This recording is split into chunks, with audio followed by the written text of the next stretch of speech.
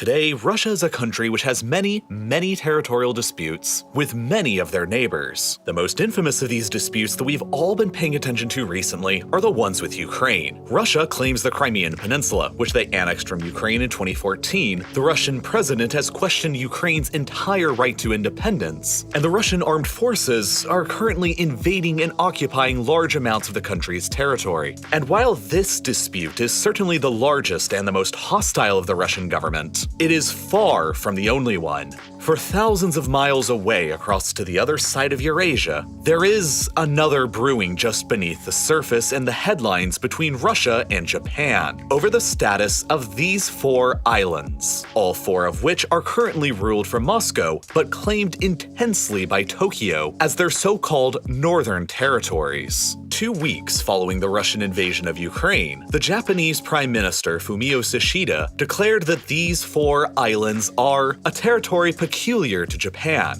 and a territory in which Japan has sovereignty. And then the following day, the Japanese Foreign Minister Yoshimasa Hayashi declared the islands as an integral part of Japan. And it's not like they just came out of the blue and claimed these islands for themselves after Russia suddenly became distracted with a war over in Europe. The Japanese government has been claiming these islands for decades, and for nearly 80 years now, both them and the United States government have considered these islands as Russian-occupied territory of Japan. And even more insane is that because they consider these islands occupied, the Japanese and Russians have never, in nearly 80 years, actually got around to signing a formal peace treaty ending World War II between them. Which means that, legally speaking, the Second World War is still ongoing between Russia and Japan over the status of these tiny islands. And in response to Japan's economic sanctions following the invasion of Ukraine,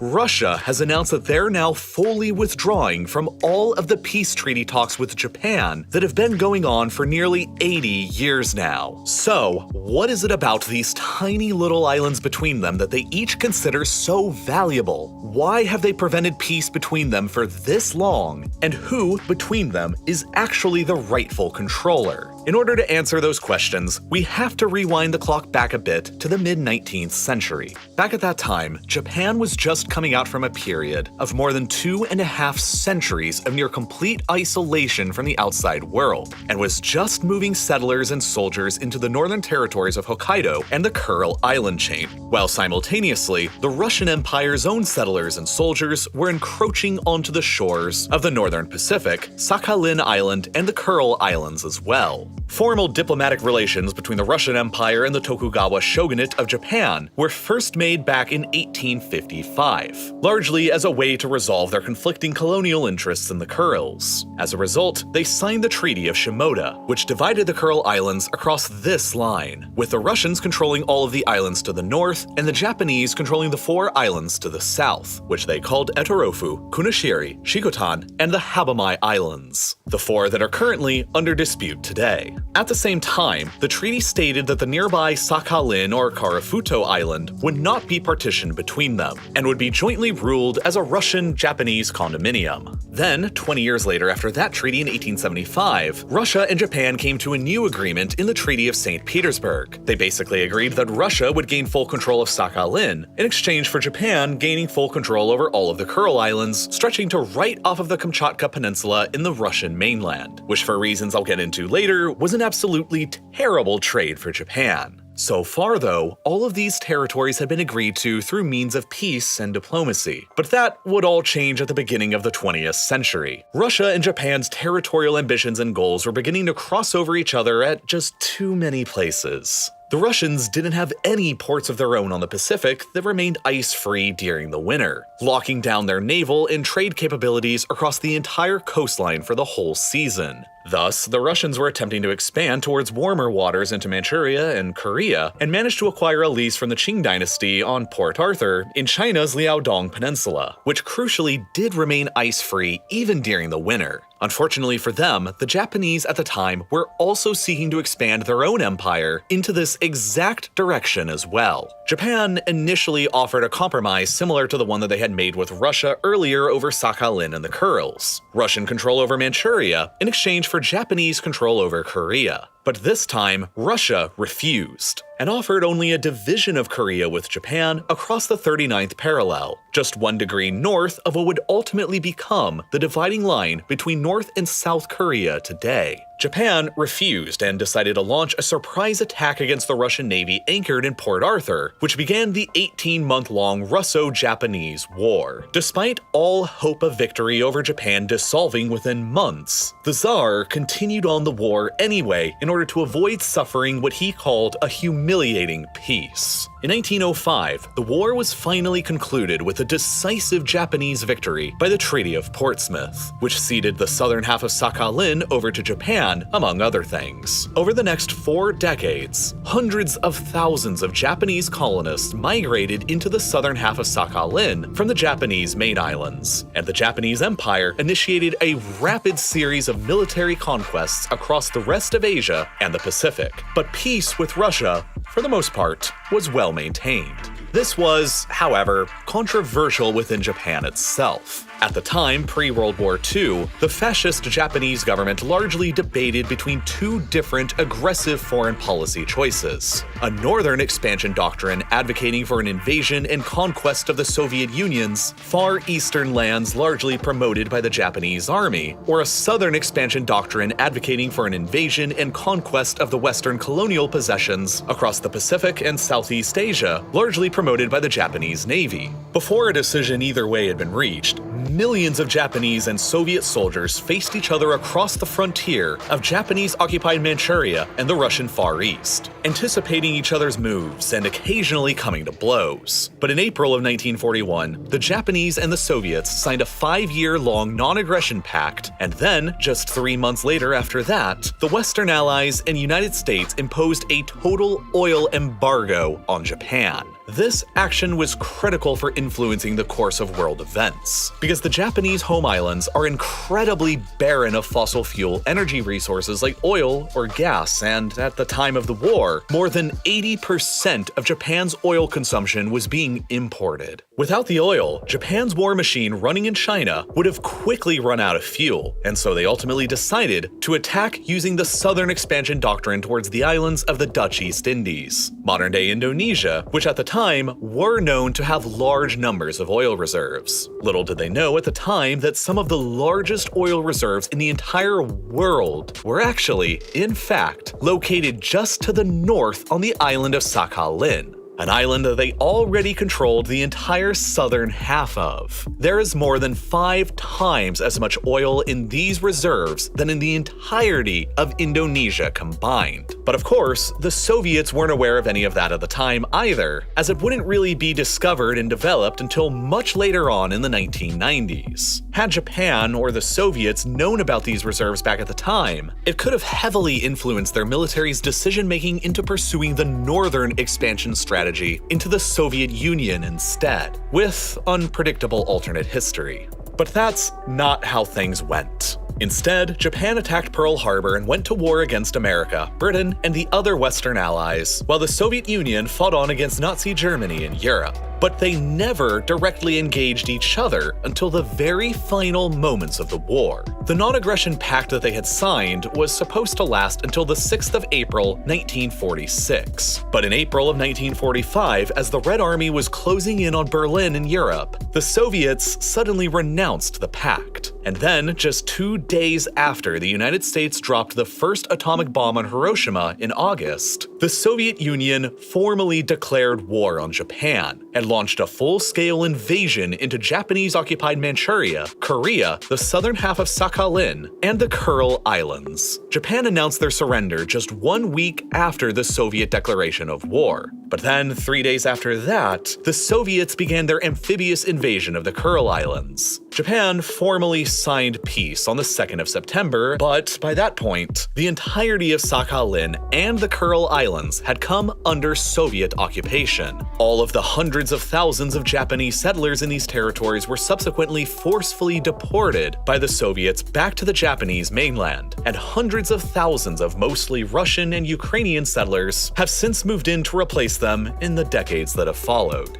Now, this is all where the source of the modern conflict over the 4 islands claimed by both sides begins. Let's start off with Japan's perspective. Japan cites the ambiguity of the language used in various World War II era documents and statements as backing up their rightful claims to the islands. Specifically, the Cairo Declaration of 1943 made by the Allies, which reads, verbatim, "Japan shall be stripped of all the islands in the Pacific which she has seized or occupied since the beginning of the First World War in 1914. As well as this quote, "Japan will also be expelled from all other territories which she has taken by violence and greed." Japan's legal team would like to point out that the Kuril Islands specifically are not covered by the demands of this declaration, seeing as how Japan peacefully negotiated their control from Russia in 1875, before the First World War, and even further back settled the 4 islands under dispute back in the 1855 Shimoda Treaty with Russia. These 4 islands were never taken by violence and greed, and should therefore have never been taken from Japan.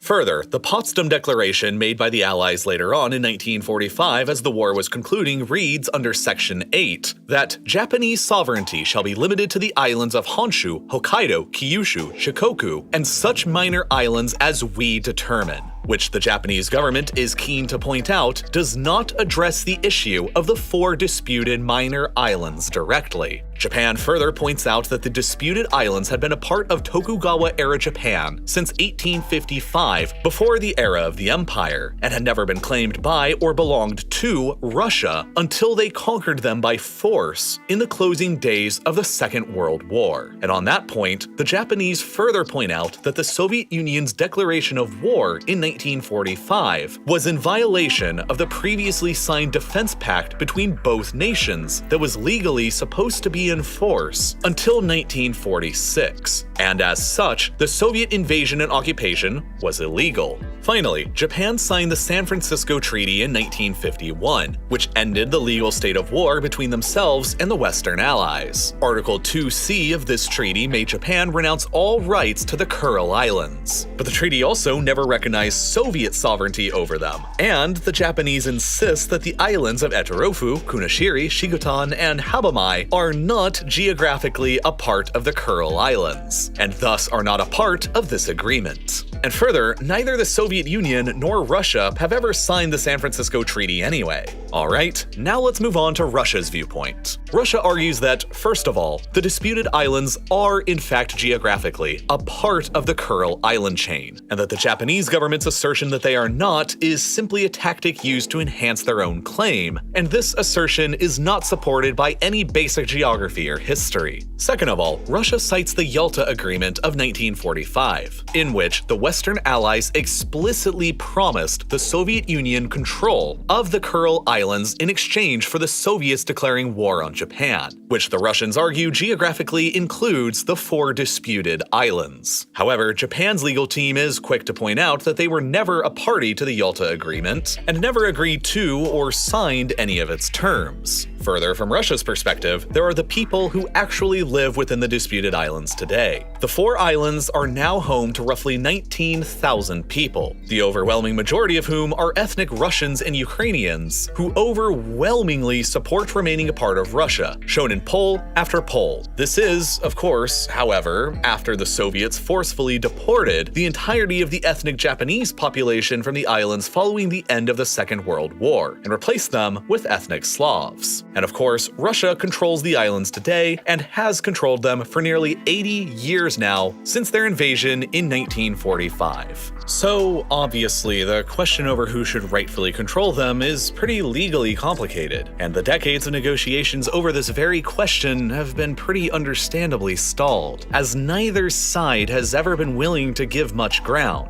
In 1956, the Soviets did offer the Japanese the 2 smaller islands of Habamai and Shikotan in exchange for their recognition of Russian control over the 2 larger islands and a formal peace treaty ending World War II between them. But Japan refused and insisted on having the 2 larger islands returned as well, and they've been refusing for decades ever since because the Soviets and later the Russians have just kept making the same offer over and over again. As late as 2006, Vladimir Putin was still offering Japan the return of Habamai and Shikotan and a formal peace treaty if only Japan would renounce their claims over the two larger islands. But Japan still refused and has kept insisting that all of the islands are theirs. And of course today, following the Russian invasion of Ukraine, the Japanese government has upped their rhetoric of claims, while Russia has deployed more military and anti-air assets to them in response. Internationally, the United States and European Union each recognize all four of the islands as rightful Japanese territory that is currently under Russian occupation, while China recognizes them as a core integral territory of Russia. And the reasons why extend far beyond the legal and historical claims. Because, of course, the islands hold immense strategic value to whoever ends up actually controlling them. The Kuril Islands themselves are a vital territory to control from the perspective of Moscow, because of the Russian Pacific Fleet based near Vladivostok, which includes nuclear missile-armed submarines that are a core component of Russia's nuclear deterrent. The only possible paths that the fleet can take out into the greater Pacific Ocean are through either the narrow Korea, Tsushima, Kanmon, and Tsugaru Straits, all of which lead directly through US Allied-controlled choke points on either side, or alternatively through the Kuril Islands, which they actually have control over and can therefore move across freely and relatively undetected. But there's a huge problem with these islands during the winter when the straits between them largely freeze over with sea ice and hamper the ability for ships to travel through. The northern islands in the chain remain frozen for an average of 60 days longer than those in the south do. So if the four southern disputed islands were ever returned back to Japan, it would not only extend Japanese and therefore American influence deeper into the Kurils, but it would only leave Russia with the northern islands to pass their Pacific Fleet through, which is frozen for a significantly longer amount of the year, and would further restrict Russia's naval capabilities in the area. Further, since the United States already has tens of thousands of troops deployed to Japan across nearly 24 bases, it wouldn't be inconceivable that were the disputed islands ever returned to Japan, the United States would then construct their own air bases there that could threaten Russia's ability to freely move naval assets through the remaining Kuril Islands even during the summer, and thus the United States would have effectively secured the encirclement and containment of the Russian Pacific Fleet within the Sea of Okhotsk and Sea of Japan. And then, to make matters even worse from Moscow's perspective, any surrendering of supposedly occupied territory in the east to Japan would set a dangerous legal precedent for themselves over on the other side of Eurasia in Ukraine, where the Crimean Peninsula is claimed by Ukraine and nearly the rest of the world as being rightful Ukrainian territory currently under Russian occupation, very similarly to how Japan and the United States view the disputed islands in the Pacific. And there's also the potential resources. While it's unclear at the moment, there is significant speculation that the area around them could be rich in oil and gas reserves, especially when considering that some of the largest reserves ever discovered in the world are very nearby offshore of northeastern Sakhalin. Were similar reserves to ever be discovered within the waters around the Kurils and the disputed islands, it would dramatically change the calculus on both sides, especially considering the huge changes in exclusive economic zone borders that would happen were the islands to be given back to Japan. So, for all of these reasons, Moscow is highly unlikely to ever consider giving the islands back to Japan. And in fact, it's now illegal to do so following recent changes made to the Russian constitution that have made it illegal for the state to ever give up any of its territory to another power, which was specifically written in with the disputed islands and Crimea both in mind. And now, following the sanctions and the heightened rhetoric coming from Tokyo, Moscow has fully withdrawn from all peace agreement talks and has once again begun to militarize the islands as a show of force to the world. Final peace between Japan and Russia has ultimately proven to be elusive, and the question of who should rightfully control the four islands seems like it will remain open for the foreseeable future.